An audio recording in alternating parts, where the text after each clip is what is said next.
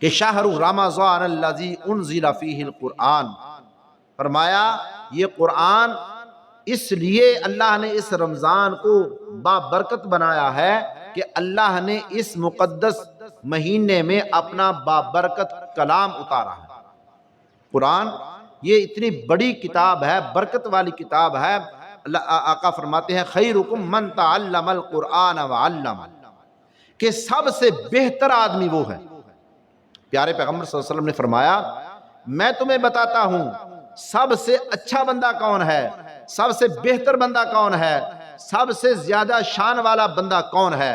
آقا فرمایا میرا امتی وہ سب سے زیادہ شان والا ہے۔ خیرکم من تعلم القرآن وعلم، جو قرآن کو سیکھتا ہے اور قرآن کو کیا کرتا ہے، من تعلم القرآن وعلم، قرآن کو خود بھی پڑھتا ہے آگے سکھاتا ہے، قرآن سے محبت رکھتا ہے، قرآن سے اپنی یاری لگاتا ہے، خود بھی قرآن پڑھتا ہے اور بھی لوگوں کو آگے کیا کرتا ہے، قرآن سکھاتا ہے۔ سب سے بہتر فرمایا، پیارے پیغمبر صلی اللہ علیہ وسلم نے فرمایا سب سے بہتر میرا امتی وہ ہے جو قرآن کو پڑھتا ہے، سیکھتا ہے، آگے سکھاتا ہے۔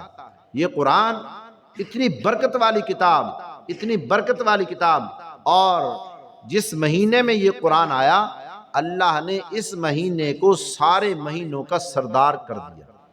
جس شب میں یہ قرآن آیا، شب قدر کی رات، اللہ نے اس رات کو سارے راتوں کی سردار بنا دیا۔ یہ ہے قرآن کی شان کہ اللہ نے اس رات کو کیا کر دیا، ساری راتوں کی سردار بنا دیا۔ جس رات کو اللہ نے اپنا مقدس قرآن اتارا ہے۔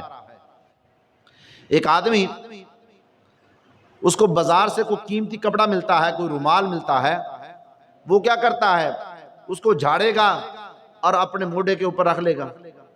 وہی آدمی جب مسجد میں آتا ہے دیکھتا ہے ایک بوسیدہ غلاف نیچے پڑا ہوا ہے، وہ آدمی بڑے ادب سے بڑے احترام سے اس کو جھاڑتا ہے، آنکھوں سے لگاتا ہے، سینے سے لگاتا ہے، اس کو چومتا ہے، چومنے کے بعد بڑے ادب سے احترام سے الماری میں رکھتا ہے۔